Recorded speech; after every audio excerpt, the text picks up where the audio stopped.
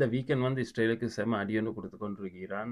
North west eastern சொல்லி எல்லா சைட்டுக்கும் எல்லா கோனருக்கும் அடிச்சு கொண்டிருக்கான் ஈரான்காரன். ஸோ அதில் ஒரு மிசைல் ஒன்று வந்து அவங்களோட நியூக்ளியர் ஃபெசிலிட்டி ஒன்றுக்கு பக்கத்தில் சதர்ன் சைடில் இருக்கிற ஒரு நியூக்ளியர் ஃபெசிலிட்டி ஒன்றுக்கு பக்கத்தில் விழுந்திருக்க ஒரு மிசைல் ஒன்று. ஸோ இது வந்து இஸ்ரேலின கரண்ட் நிலைமை இப்படி தான் இருக்குது போய்கொண்டு. ஈரான் இதை நிப்பாட்டுற பாடண்டா இல்லை.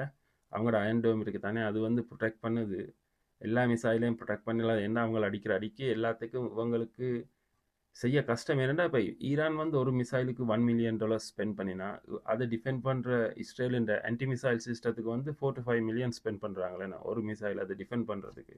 ஸோ கொஸ் வைஸ் பார்க்க இஸ்ரேலுக்கு தான் கொஸ் கூட இருக்குது. எவ்வளோ நாளைக்கு இதை தொடர்ந்து டிஃபெண்ட் பண்ணலுமென்று தெரியாது. ஈரான் இனி 20-30 வருஷமாக வெயிட் பண்ணி கொண்டிருந்தவன் இந்த யுத்தத்துக்கு.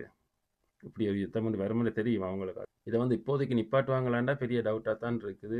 ஏன்னா இப்போ கரண்ட் லீடராக இருக்கிறவர் இந்த ஃபேமிலி மெம்பர்ஸ் கன பேர் செத்த வேணும். அதில் அப்பா அம்மா மனைசி தங்கச்சி அப்படின்னு சொல்லி கன ஃபேமிலி மெம்பர்ஸ் என்ன அந்த ஒரு ஸ்ட்ரைக்கில் போனது கன வெளி போயிருக்கு அவனோட குடும்பத்தில் இருந்து. ஸோ இப்போ விடுவாங்களான்றது பெரிய ஒரு டவுட் தான். ஸோ மை வீக்கெண்டேகாவில் ඊරාන් ගහනවා ඉස්රේල්ට කැරි ගයිඩ්ලක් නෝර්ත් වෙස්ට් සවුත් කියලා හැම පැත්තෙම වැටෙනවා ඉස්රේල් වලට.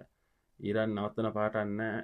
එක මිසයිල්ලක් වැටලා තියෙනවා සදර්න් පාර්ට් එකේ තියෙන නියුක්ලියර් ෆැසිලිටි එක ළඟ තියෙන රෙසිඩන්ටල් ඒරියා වලට තමයි වැඩියෙන්ම වැටලා තියෙන්නේ. කරන්ට්ලි ඉස්රේල් තත්ත්වය මෙහෙම තමයි යන්නේ. ඒ ලංකාව කට්ටියක් දැන් ගොඩක් ගිහිල්ලා තියෙනවානේ වැඩට ලංකාවේ ඉඳන්.